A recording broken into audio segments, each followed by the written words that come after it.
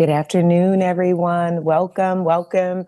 I believe this is our fourth installment in the career strategies umbrella.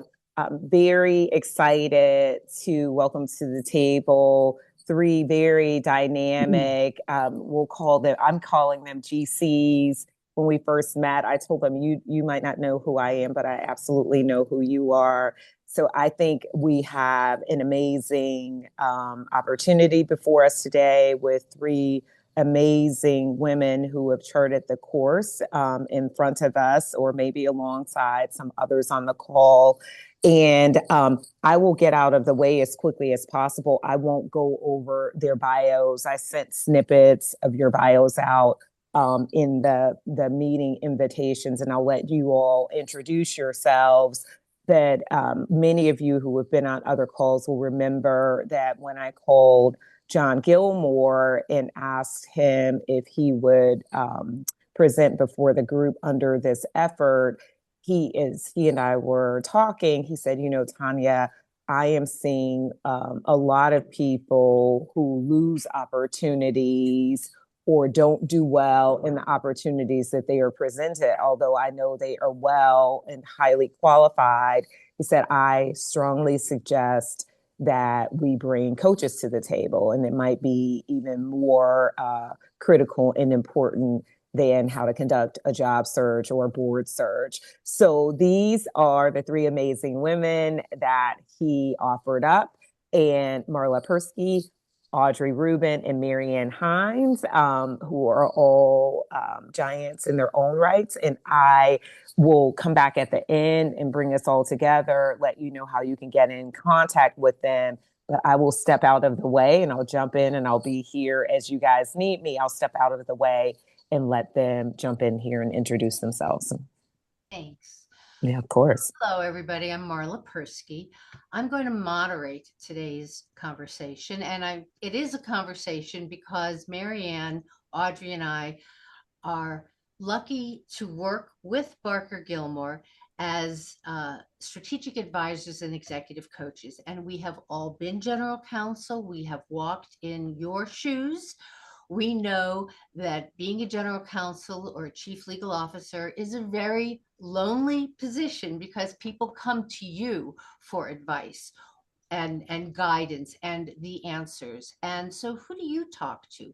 Even when you have friends who are general counsel at other companies, oftentimes the things that you are dealing with are confidential enough that you can't really candidly talk about it with general counsel friends of yours of any gender, and as women general counsel, we don't have problems that are different than our male colleagues, but they manifest themselves differently. And because it's a lonely and sometimes isolating job, what you really need is somebody who can walk the pathway beside you, not push you, not pull you, but walk beside you. And a coach is one such person. And don't we all deserve that sort of thing? Coaching can be a tool for speed, for clarity, for decision making, for achieving your goals and successes.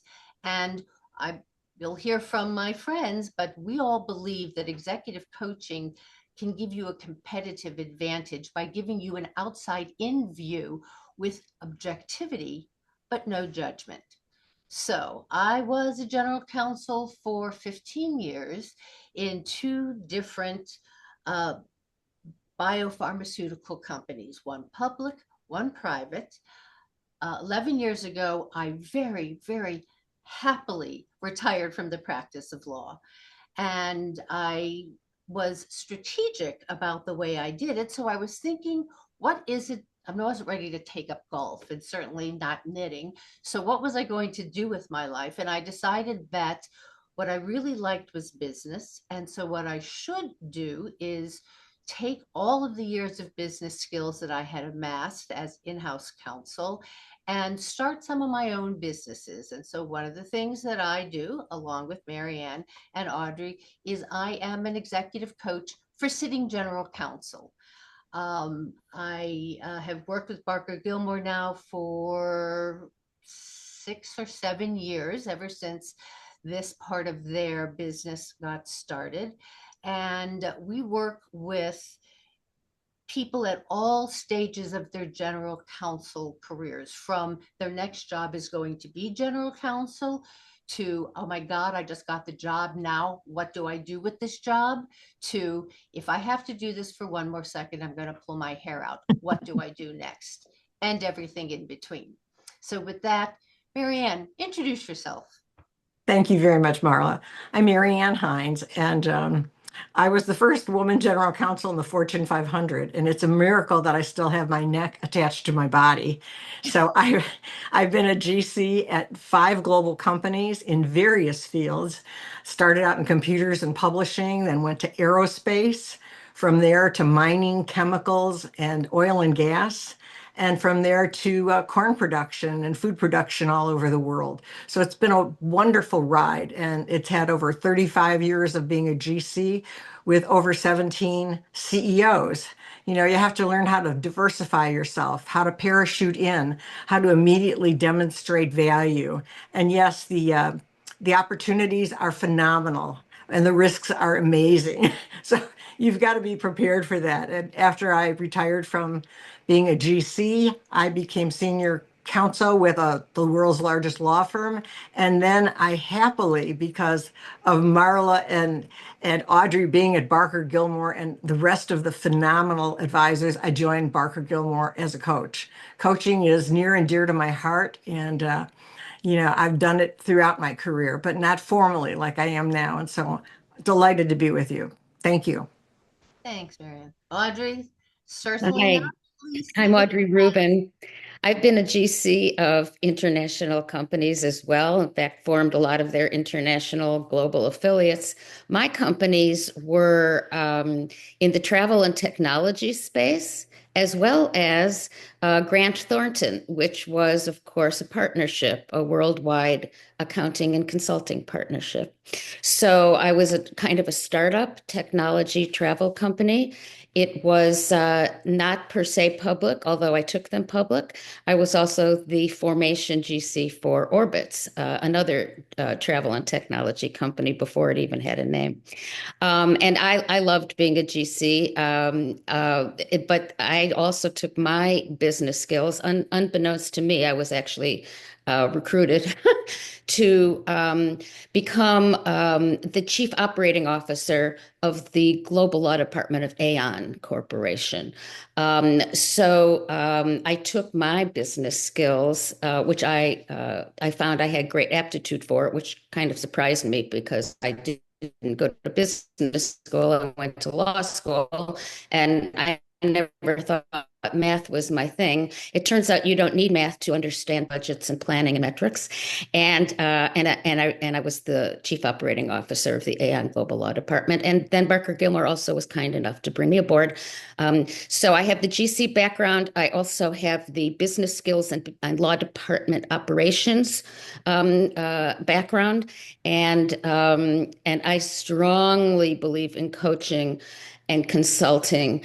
And I always wished there had been more of us around when I was more junior. It would have saved my nervous system a lot of trauma. So before we start into the discussion, we want this to be as useful to you, our darling audience, as possible. So if you have questions, topics that you want to make sure that we are covering, please put it in the Q&A. I will be scanning the questions as they pop up, and we'll interweave them and interpose them into our discussion as they fit. So without further ado, ladies, what's the difference between coaching and mentoring and sponsorship and analysis for that point of view? Well, I can start with this one. I'm going to start with the easy one. The mentoring is what they tell you you get when you join a law firm. And, you're pretty much assigned maybe. And by the way, we didn't even have those formal systems. I was lucky enough to have phenomenal mentors when I was in private practice, but it was just because they were great people. There was no system. But anyway, a mentor is somebody that is supposed to show you the ropes. Where do you go for this? Who's this running this department? How do we like to use these tools in our firm? This person has a lot of power. It's somebody that is supposed to show you the ropes. That is supposed to help you, and it does help you become acclimated.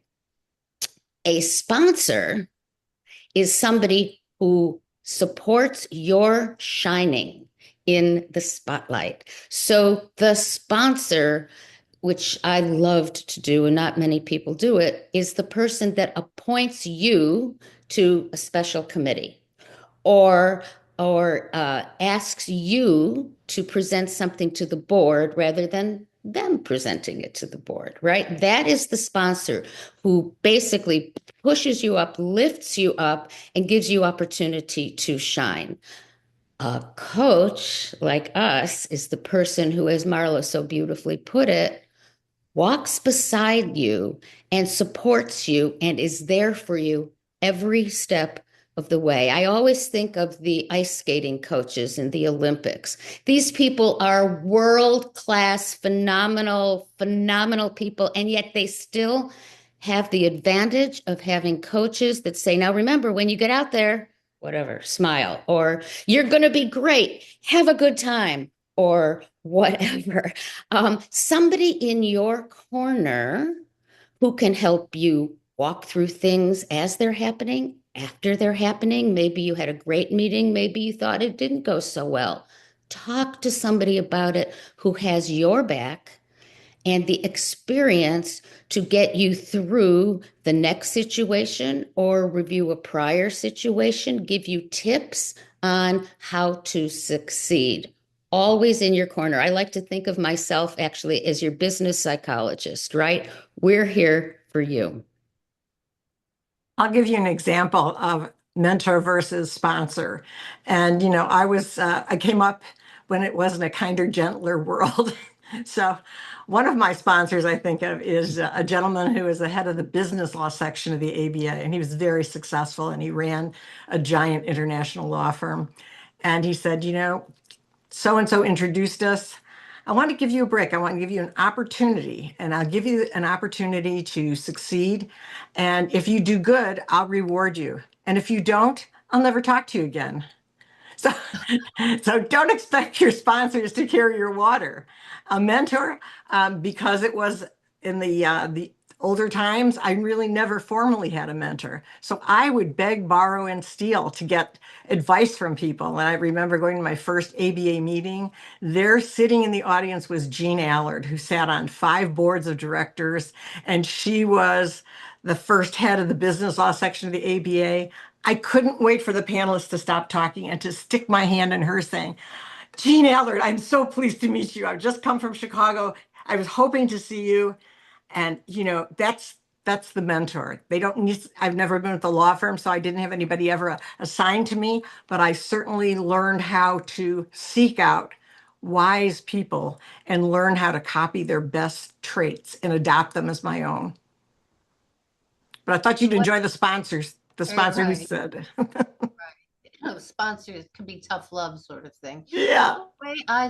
The way I view coaching as different from mentoring and sponsorship is that a coach helps you achieve the goals that you have articulated, where a sponsor is an advocate for you to open doors. I believe the most effective coaches are not your advocate because they are truth tellers, not cheerleaders. And so once you tell your coach what your goals are, your coach then helps you create a strategy, and then plot tactics and implement those tactics to make those strategies a reality. So when in your career do you hire a coach? Is there a wrong time? As soon as possible, I would say. I think a coach, it would just be great if we all had coaches all the time. I mean, I think of all of the times when I was about to go into a meeting, or I was about to give a presentation, or the CEO said something to me and I thought, oh gosh, what do I do with this information? And if I had a coach, luckily I was around women like Mary Ann and Marla and others, Laurel Bellows, who I sometimes could call, but sometimes you just can't. A coach is in your corner all the time. So I think you hire a coach as soon as possible, again, to be your lifetime business therapist. We're here for you. Sometimes I would get insecure, let's say. Oh my goodness, to have somebody to call. By the way, I still have a coach who I call sometimes. Um, to have a coach to call and say, "Oh my gosh, this just happened. What do you think? What do I do with this?" You can't. Who else are you going to talk to? I mean, you could talk to a spouse or a significant other or something, but they're not independent either. The coach sees it for what it is, to help you without that emotional attachment that others might have. And boy, there's no single right time to get a coach. Think about what could prompt it. If you're stepping into a bigger role, or if you're going to be the first time manager, you hit a plateau in your career, you're managing higher stakes, that impact a lot of people, leading large teams, owning a critical business unit, navigating board and investor relations issues, navigating change or crisis with your C-suite, developing specific leadership skills. You don't need to wait for a problem. You want to sharpen your communication skills and your delegation.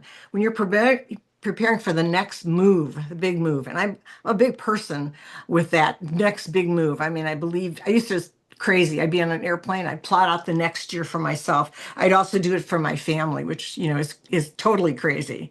So as a simple rule of thumb, you're a candidate for an executive coach if the cost of getting it wrong is high, if feedback alone isn't enough, and you want to accelerate, not just maintain your growth. I think these are perfect opportunities. And I really encourage you to have that person sitting alongside you that you can call. And it's the people who I coach are in some sort of transition or change, either though it's been foisted upon them, or they are anticipating it, or they've gone through it and now they need to figure out what to do with that. Doesn't mean that when things are going really well and you are happy that an executive coach wouldn't be of benefit. When I work with people, I talk about the happiness factor. Are you happy with what you're doing now? And importantly, because we're talking about your career, are you going to be happy doing this 5 years from now? Because you might be happy right now, but if you think that you want to be someplace else in 5 years, 3 years, whatever the magic number is, that's when coaching can help you identify that which makes you happy. And so we're not talking about walking around with an idiot grin on your face. We're talking about if you have a job that you are doing things that makes you happy 65 or 70% of the time, it's a damn good job, and keep that job. If you're never going to be happy 100% of the time because it's work, it's not play. So what is it that you think will make you happy? And then what can you be doing today to put yourself in harm's way of getting to what happiness tomorrow might look like? But as Mary Ann and Audrey said, it really is about you and using coaching as a tool for competitive advantage for you. So how can executive coaching help with, coaches don't help you be a better lawyer. Like, oh, I'd like to learn more about M&A. That's why God invented outside counsel, so you can work with them on that.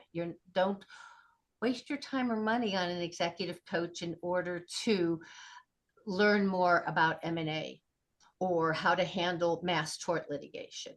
This is about skills, business skills, leadership skills, communication skills, EQ, gravitas, things that are often called soft skills. And when you say soft skills, I know the little hairs on the back of Audrey's neck stand up because she doesn't think that they are just soft skills. So, Audrey, how can executive coaching help with what I'm going to call the more intangibles to make them tangible skills? Yeah. Oh, Marla, you knew about those hairs on the back of my neck. And we're not even in the same city. Yes, these are actually the critical skills, I think. You've been to law school, you're a great lawyer. That's a given. These are the skills that make you compelling, executive presence, communication skills. And by the way, communication skills are all sorts of communications. It could be how you step into the boardroom, literally how you present yourself. I've actually just been called by somebody who thinks they want some coaching in their actual their presence, their style of gravitas, as Marla said. How you give your client bad news, the board, maybe the CEO. There are ways to do this that are much more effective than other ways. How do you present at a conference? I can tell you there have been people at law firms, in-house counsel in my career that I have kind of thrown out of out of my circle because they did such a bad job presenting at a conference. These are critical skills, and that is something that coaching can help tremendously with. It can be a combination of role playing. It can be a combination of walking through and analyzing your insecurities or your strengths and weaknesses. We all have strengths and weaknesses. Let's get real here. Even I do. Helping you understand how to confront somebody or deal with somebody in your organization or your board or your C-suite that has kind of a difficult personality. Oh, I know that's never happened to any of us, right, Mary Ann, Marla? Everybody you always worked with was just like sweet and perfect and darling. I mean, I can tell you so many stories, and we all have them based on our experience of people who were good at their job but were difficult to deal with. How did I walk into those rooms and say what I needed to say and garner their respect? That is something that coaches can help you with, again, by analyzing what you're doing. What did you say at that meeting? Sometimes it comes back in 360s, by the way, which we might talk about later. So and so, I hear from my client, so and so says I'm just not effective in meetings, and they're always angry at me because they think I'm always saying no. Well, I have to say no because I'm the lawyer. There are different ways of putting things to make you respected and brought into the circle. And you bring your whole team with you. It's not just you. But when I think about the boardroom, I think of going into the Thunderdome, right? Especially if there's things happening in the company. You're the person who's supposed to be the calm. You're the one who keeps everybody focused. You're the person whose name is on the invitation to the directors. Come to the dinner, come to the meeting. This is what we're going to do. Here's the agenda. It's for you to be that person with highest EQ. And that involves self-awareness. It involves self-regulation. It involves motivation, empathy, and social skills. You've got to learn those. Those just don't come naturally. Certainly there are some born leaders, but the rest of us in the world, we have to learn how to be that leader. And It's your oyster. Your career is your oyster. You can open it up and there can be beautiful pearls in there. I know of GCs who become CEOs. Bret Hart at United Airlines is the CEO. Chris Leahy did deals for me when she was a young associate, and now she's the chairman of CDW. Open yourself up to experiences, but be careful how you present yourself as a GC. I'll tell you, sometimes you'll have directors who tell you, I feel like we won the lottery when you came here. You've got to be the person who brings calm to the storm. And I say, as a GC, you have to be prepared to say anything to power, but you better pick the right words and the right time. I can't say that slow enough for you, believe me. The right words and the right time. If the hair of your chairman is on fire, you don't go to them and say, hey, there's this big looming problem we need to tell you about. It's critical that we act in the next 20 seconds. Nonsense. Develop the storyline, and be empathetic. I'll tell you, I was talking to a board and we were going to solve and settle a derivative shareholder lawsuit. And I knew some of the board members have a very strong opinion about paying. And I said, let me tell you, I know how you feel. I know you don't want to settle this, but let me tell you, I don't know how we would explain to the shareholders why we didn't settle this. This is way below what the insurance company reserved. And if we tell them no, the insurance company, we will be responsible for dime one. The cost to play this game in America is X. It makes no sense to proceed. I know that it's difficult for you. I just hold your nose and let's go, because you get justice in heaven. Here you get the law. So be empathetic, be a person, understand your audience, and be self-aware and be intentional. Yeah, and we can a good coach can walk you through this. I mean, as Mary Ann said, and Marla is saying, there are relationships to be built here. And I know plenty of general counsel that are great lawyers, but they're not necessarily as comfortable in developing relationships with the board, relationships with the CFO, who might not want to spend that money, right? Relationships with the people in marketing. We can help you develop these relationships to enhance your success. Marla? So I think everything comes down to communication. Good leadership requires foresight, but if you cannot communicate that goal, that vision, how are you going to motivate people to do it, or to get on the pathway with you to achieve it? So these soft skills, sorry, Audrey, these soft skills, from my perspective, are all around communication.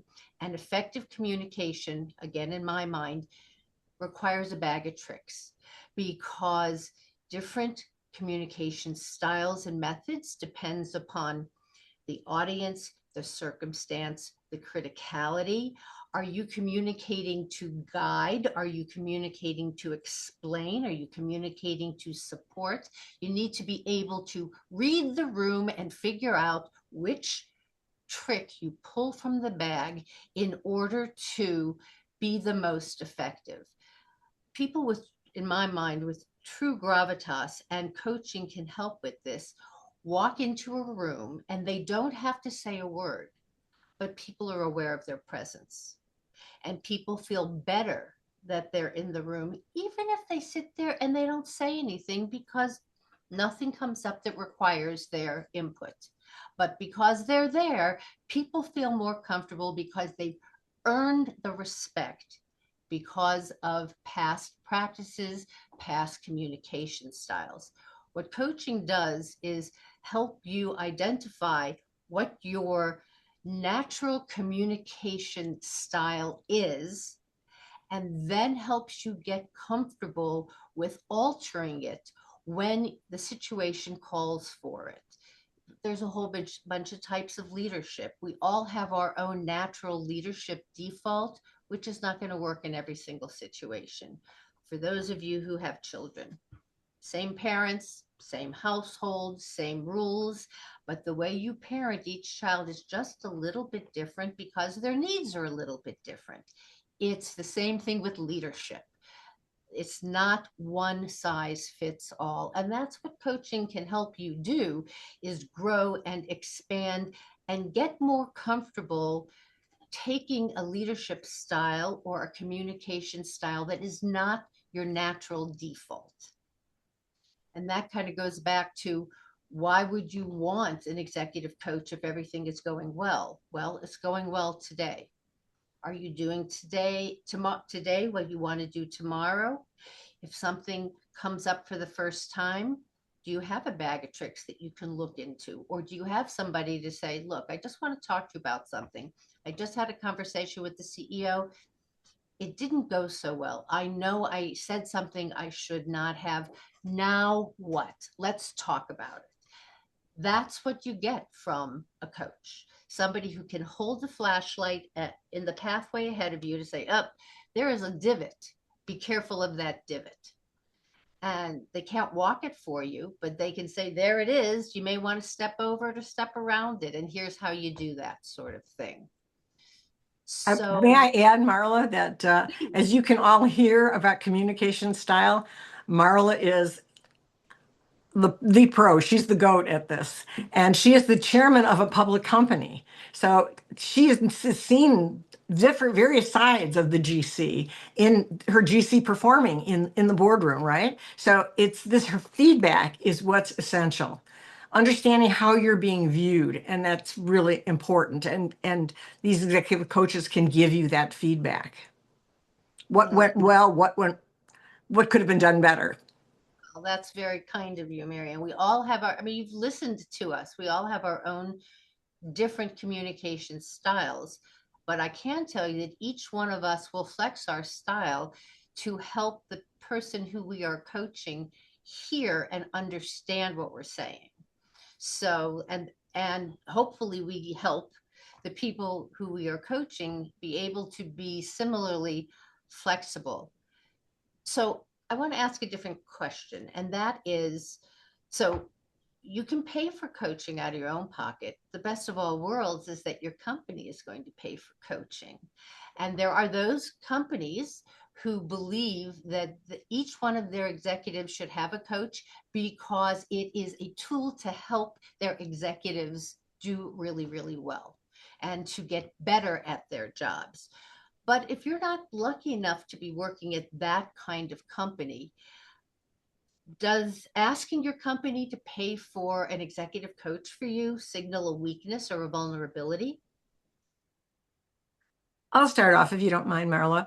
Oh, I think please. I'd like to say that it doesn't show vulnerability. It shows who you are, and it shows that you have ambitions, that you are self-aware, not weak. You know, in many organizations, it's an investment in the high potential people. When we were going through CEO succession at one of my companies, the lead director said, Mary Ann, I want you to hire coaches for the 3 incumbents who want to be considered for this position. And I could see immediately the effect on the executives. Here were my teammates, you know, and I watched them develop different skills and different presence and different perspectives. And it's so exciting. It shows you want to grow faster and take on more responsibility, that you're serious about the next level and are proactive. And it's a strong leadership culture. Coaching is also often reserved for the high performers, as Marla was saying, and to promote candidates and people in critical roles. So, you know, it depends on your company how it will be viewed, but it's important for you to cast it in the proper light. I mean, who doesn't want their people to succeed? Who doesn't want them to advance, to recognize and realize their potential? So don't go in there with hat in hand. Go in there with confidence and promoting your best self. Demonstrate that there's nothing wrong, there's everything right. So it's all about framing. I'm going to add to that it's very interesting. I have found with some of the people that have reached out to me that others in the C-suites already have coaches. And for some reason, in some companies, they think the lawyers are not part of that cadre that needs coaches because we're just providing legal advice or something like that. So actually, sometimes if you ask, you find out your peers already have some coaches you didn't maybe even know. So, and I am, I'm the cynic of the group here. You need to, you know, the personality of your company. Every company has its own personality. There are those companies who will, it baffles me, but there are these companies that will spend money for executive coaches to fix people, or a check the box exercise on the way being shoved out the door, because they want to be able to say, I tried everything and the person still is not meeting expectations. So the company is, in my viewpoint, spending their money on people who aren't successful and not spending their money on the people who are successful. Lunacy from my point of view. But if you're working at one of those companies that only hire coaches as a check the box sort of thing, then I think you need to be circumspect about what you're asking for and when to ask for it.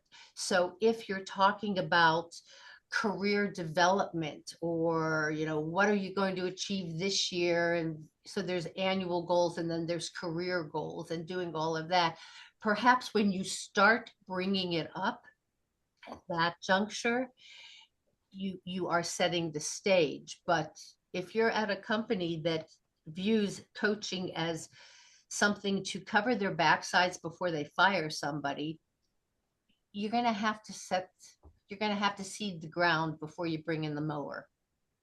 Mm-hmm. So, ladies, may I just say that if you're with a company that doesn't have the culture of coaching, you're sending a big signal. You're asking for a coach. You're signaling intentional growth, not weakness. And the company has to get serious about you as a corporate asset. And so you could really be advancing yourself tremendously. And you really will be a standout. I think it could be a big positive for you as a leader. And, you can find that they may be thinking of you in different terms and actually adding to your arsenal, ESG, government relations, real estate, whatever it might be. There are adjacencies to being a general counsel. So think about that. Think about what suits you, what sings to your soul, and seek more, I'll call it real estate, more executive responsibilities. And then, then you've got to learn how to delegate very well and share the wealth with your team, help them to grow. So apparently people have been trying to post questions, but they've been blocked from posting questions. So Lydia was good enough to write in a different way to me, and she has a couple questions that I think are fabulous, fabulous questions. One is, how do you identify the right coach for you? And then how often do you recommend meeting with a coach? I'm just going to throw it open. Whoever wants to jump in first. I guess that's all. A coach is exactly what we just said, your business advisor for you. And so you have to be sure you feel a repartee with them.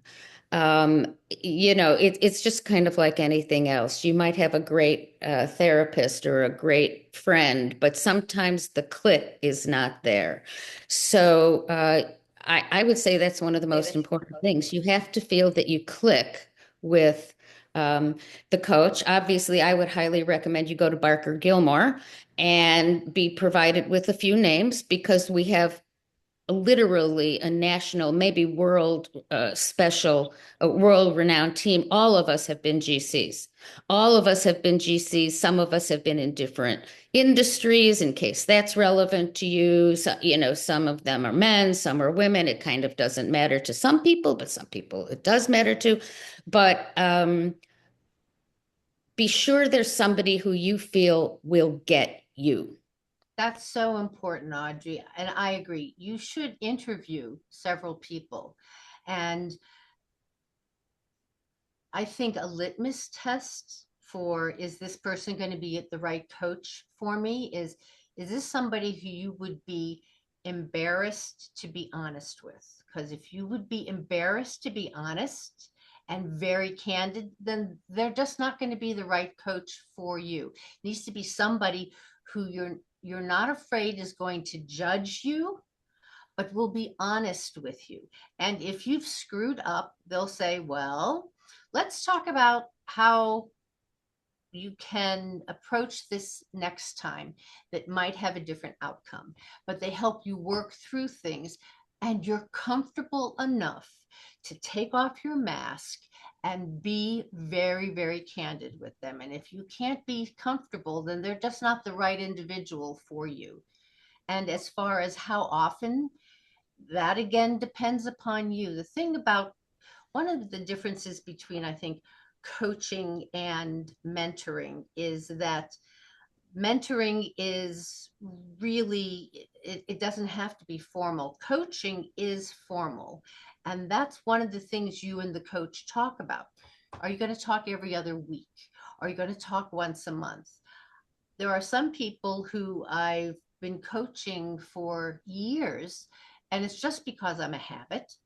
And I'm talking to them once a quarter, and they just keep little notes and they catch me up, and once a quarter is plenty. And then there are those people who I'm talking with every single day because they are going through the interview process for their next job, and they want to do role playing. And if, you know, God's looking down on them and they get an offer, they want to negotiate, but they don't want to look greedy, but how do they do it? And this is what a coach will help you with, sort of thing. So there isn't one right answer as to how often that you meet. It depends upon where you are in your coaching relationship and what you're trying to achieve. And that's something that you and your coach work out together. Yes, I'd add just what you said and add to it the fact that you interview your coach. You see what works for you. And we're going to ask you to look candidly at yourself, because the more transparent you can be, the better and more effective the coach can be. So we're interested in developing you, and it's all about you. That's what a coach does. It's all about you and helping you achieve your goals and help you set high goals. And giving you the tools, because we've faced the discussions. We faced all kinds of we can role play with you. We can get you comfortable. I was in a program where I was on a panel, and we were having women of very high potential in various industries in front of us. And we did it annually. And it was so great because one of the people who attended and is now the GC of a big multinational company said, now, when I get butterflies in my stomach, instead of saying, oh my gosh, my life is really difficult, I'm miserable, she says, now I know I'm growing. I'm growing. Because that's what we talked about. You have discomfort because you are growing. You're learning, you have more tricks in your bag of skills. And we're here to help you to do that. The role playing can be very valuable. I always said, I'm going to just emulate one of my CEOs. You'll never know who it is because I had 17. But if you can face this person, you can face anything. And you just develop tools to help you through those really challenging situations. I'm glad you raised that, Mary Ann, about the speaking, because I forgot to talk about it when we were talking about what can a coach do. I coach people on public speaking. I happen to have a background in acting, and so I have a few, tricks up my sleeve for those people that do get those butterflies in their stomach. So when you're in selecting a coach, it's about fit. What do you think about style? Is it better to get a coach who communicates in a style similar to you as the coach or somebody different that challenges your default approaches? Do you have a point of view on that? Well, Marla, I always say viva la difference. I think it's important to expose yourself to all different views. And that's why your recommendation to interview the coaches is great, because you may think you want somebody who has the same style you do. And, when you look at our backgrounds, you see a great deal about our intentionality as professionals.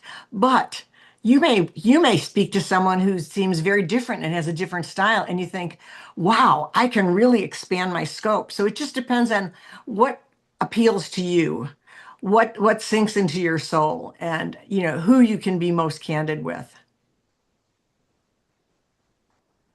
I agree. I don't think there's there's not a right or a wrong, but somebody who can talk with you about what are you comfortable with? What are you uncomfortable with? Why are you uncomfortable with it? How do you deal with being in an uncomfortable situation or having to communicate with people in a way that is not your normal default? I'm an introvert who happens to be living an extroverted life. So I know how to pretend you're an extrovert. So I work with a lot of introverts, but I also, because I am an introvert, understand that somebody who is by nature an extrovert often has to work on listening, because sing louder, baby June, here I am, that's not always the right thing. So that's why you have to interview a bunch of people. And I just go back to, how candid can you be? And how comfortable can you be? And yes, my coach is very different than I am, but they've seen a lot of different things. So can they help me grow and stretch? A couple of questions have come in about 360s.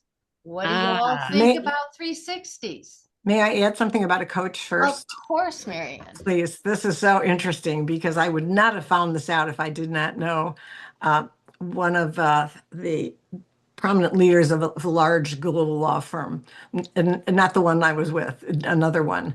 But there was Christine Lagarde. If you know who she is, she was the head of French commerce. Then she became the spokesman for the IMF. I mean, she's a financial and legal genius. And the fellow at the law firm said, when she became the chair of our firm, it's impossible to believe that we had to get her a coach on how to speak. And he says, because now she's the spokesperson for the world. So don't be worried if you're getting a coach. It's not a sign of weakness. It's a sign that you want to master the next chapter. And she is a master of the next chapter. So Mary Ann, 360s, what do you think? Is it a good thing for your coach to do a 360? I think a 360 is always very interesting. When they didn't have such things as 360, I did roundtables in my company with the different organizations, because I knew there were a lot of gripes around. And I would create a top 10 list and they were funny. They were like David Letterman style. It's to get feedback, meaningful feedback. Some companies are very good about providing that feedback through tools, and defining the high potential people, and in what period could they rise. I mean, there are different tools everywhere, but you should be aware of where you stand above, laterally, and below. And if a person is comfortable, I mean, absolutely, what a great thing to do. If you're being hired by a company as opposed to the individual, you'll see that first of all, they're interested in their person developing. They have a vested interest. And the statistics are now that if you can be promoted within your company, those are the people who are most likely to stick in the job. So there's a lot of things going on that you can help yourself with. And a 360 will certainly do that. I think 360s are very valuable, but a 360 is not a 360 is not a 360, right? There's a whole bunch of different ways to do a 360. And there are, you send out a survey to 20 people, and you hope that 15 actually fill out the survey and it comes back to you. And it's, rating from 1 to 5, weakness versus strength. And then there's room to type in written comments. Those can be helpful. personally, when I'm working with somebody, that's not the 360 that I do. I prefer having one-on-one discussions with 5 or 6 or 7 people where I can get more of the tone and not just the words, and then put together a common themes report, because it's the common themes, and there's always going to be common themes when you talk with a group of people. But the value of 360 is an outside in view. When you get a coach, your coach doesn't know you. Your coach is getting to know you as you develop your coaching relationship. And what they know about you is what you present to them and what you say to them. The value of a 360 is that it gives the coach the opportunity to hear what others say about you, and then they add that into what they see and what they hear you say. And so it really does, it's a tool that helps your coach. And again, it's like holding up a mirror. So it's not just you in the reflection, but you're seeing the whole background behind you as well too. So I think it's a very helpful tool. And then, as you're saying, Marla, the conversation is so important, because some people say perception is reality. Well, not necessarily, but Marla has a trained ear, as does Audrey, and they can interpret what they're hearing and can ask pertinent questions to really dig in deeply. And that's invaluable. That's invaluable. So goals, measurements, metrics, let's talk a little bit about that and how that applies to coaching, if at all. Well, I'm really big on this. As I mentioned earlier, I went into a more business skill aspect of being a lawyer because I became a convert when it came to measurements and metrics. And when I think they're really important to show you and us, are you progressing? Is this not working? And the metrics are not necessarily going to be sent out in a questionnaire. Okay. We're not, I'm not going to give you a grade here, but I think we can track things such as when you talked to so and so the first time about this topic, how many questions did you get that you weren't prepared to answer? 4. Okay. Next time, when you went to talk to the second person, how many questions did you get that you weren't prepared to answer? 2. You've made progress. There are anything in life can be measured, I have found out. You can measure, how long it takes you to brush your teeth. You can measure how long it takes you to make a cup of coffee. And you can definitely measure things like how many people are leaving your team, how many people are moving up in your team, which may mean that you're a good leader and you're promoting your team. You can measure how much you're spending on your team and outside counsel, which might show whether you're meeting the actual goals of the business. All of this is measurable, and a coach can help you measure it. I have a client that was feeling really insecure about a couple of things that she had to say to clients. Okay, so this is a GC talking to the internal clients, right? And she was really, really nervous. And she said to me, the last time I talked about this subject with this kind of difficult person inside, I just felt so nervous, and I wasn't prepared, and they gave me all this pushback. So we prepared. And then I gave her some tools. She worked on some tools. And I said, how did it go this time? Oh, well, actually, I only got 1 negative comment back. You've made progress if you had 5 negative comments last time and 1. So the point is metrics of that kind, as well as metrics on your team, your performance, your meeting your budget, how you're succeeding with certain other people in the C-suite, the board. We can help you figure out metrics that exist anyway, so that you can prove success, or maybe something needs improvement. And boy, does this skill help when it comes to your performance reviews and your self-performance reviews. These metrics you can say I'm the greatest lawyer in the world and I'm just so great. Or you can say we won 12 cases, came in under budget by this amount of money. I didn't lose any people. I mean, the metrics speak way more than the best adjectives there are. And this is how you prove value to the rest of the team. This is how you get respect when you walk into the room. Because if you look at your bills, you know where you need to develop the family jewels. It's maybe where some people are not performing well within the company and they're causing you to have all these legal expenses. You're in a person who's in a unique position to look at the company. You should take the company's, strategic plan and you should cascade down into your organization those goals so that you can demonstrate how you're achieving the goals and adding to the company. Right. I think it's really critical that you be a proponent of metrics. You don't wait for people to say, how are you doing? You're demonstrating it all the time. I'm sorry, Mary Ann. And you're tracking it.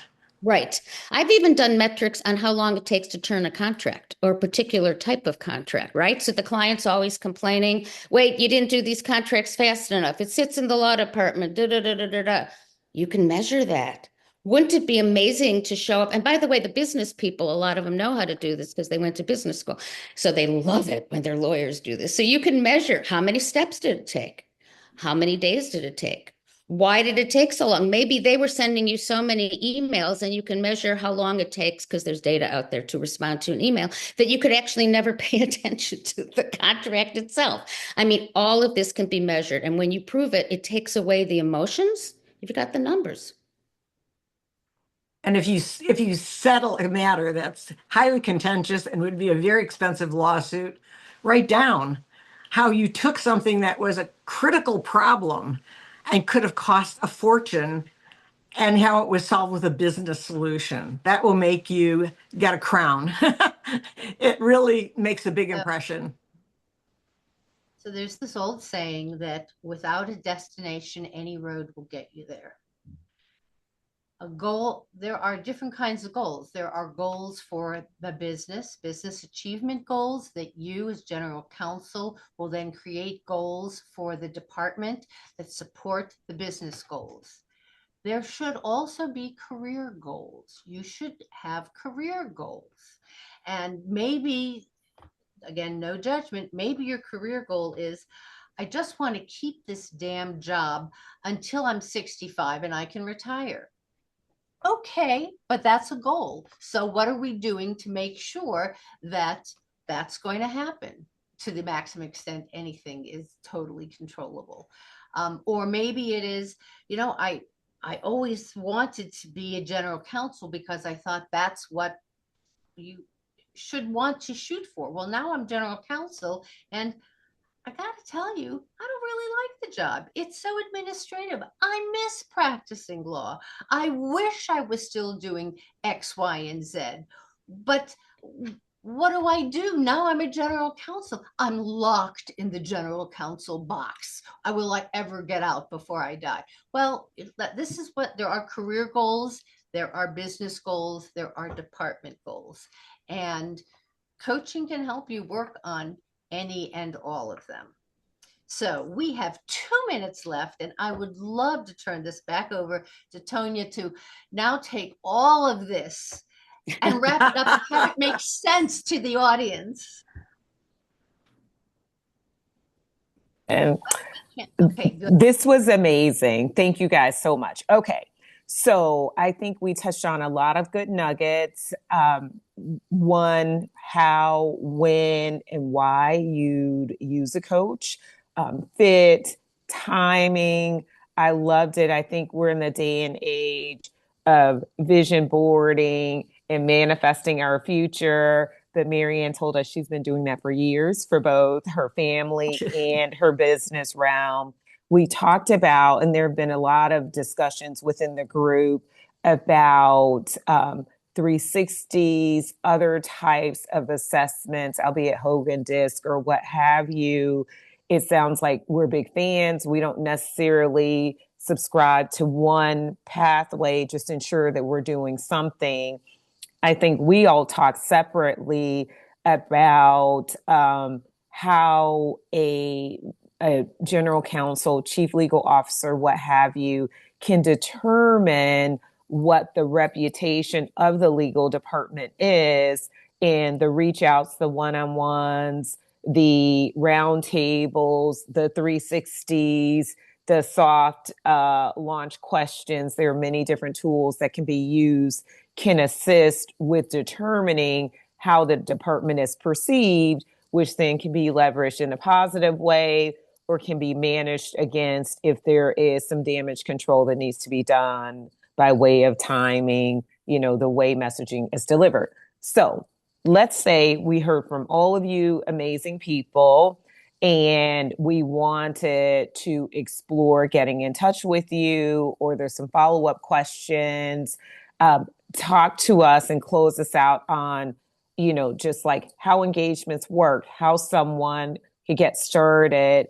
There are two really good friends of mine that are really large or GCs of large public codes. And I texted them while we were sitting here because it is very difficult to keep administrations, to keep the same leadership against different administrations. You've all done that. I think a lot of us, myself being included, get segmented into certain sectors. You've all bridged very different sectors, private, public. Talk to us about how we get in contact with you. And you're just a snippet of the coaches that are available at BarkerGilmore, but talk a little bit about how engagement works. And I'll share your information afterwards, as well as how we get in contact with you and whether or not you have capacity. Okay. Right. Well, the website for BarkerGilmore is BarkerGilmore, BarkerGilmore.com. And if you click on that, the person you really want to get in touch with is Bob Barker, and he will get back in touch with you and talk with you a little bit about your goals and what you're interested in. And then he's the matchmaker, if you will. He's the coaching matchmaker. So once he hears from a potential client as to what they want to achieve, and is there an industry that they would like their coach, or a gender they would prefer their coach to be, Bob will put together 2 or 3 or 4 people for you to talk to, because you should interview us to see who you're going to feel the most comfortable with. And then again, it depends upon what do you envision the coaching look like, how long, how often, how involved, all of that. And then it's like hiring outside counsel. You pay for it. And hopefully your company will pay for it, because they understand that this is a tool, just like your laptop is a tool, to help you do your job and to achieve success. Thank you. Capacity. We all have capacity. Okay. Capacity waxes and wanes. So a lot of it depends upon the when you reach out. But Bob is clearly not going to set you up with Marla when he knows that Marla's not taking on anybody new. He's not going to waste your time that way. And, today there was a time when boards of directors didn't want lawyers on the boards. And now that has changed. Everything comes to its season and time. Now you're recognized as a business athlete with a lot of capabilities. So make sure you don't sell yourself short in your aspirations. I agree. I unmuted the wrong device. I just want to close this out by telling you all, thank you so very much for your time, for bringing these gems and nuggets. I will be sure to circulate your contact information afterwards, even if you're not in the market for a coach right now, which we know we should all have one, or you have a different one, or it's something that you've got on your list. I suggest you reach out, connect with these 3 amazing women via LinkedIn and other channels. I'll also share the link out to BarkerGilmore and, just join the WGCN community, and thanking you guys. Tonya, thank you for having us. Thank This you. is Of course. Thank you very much. Loved it. Anne, Audrey, Thank you. It's been a pleasure. soldiers and giants. So thank you. Yes. Thank you. I appreciate you guys. Bye-bye.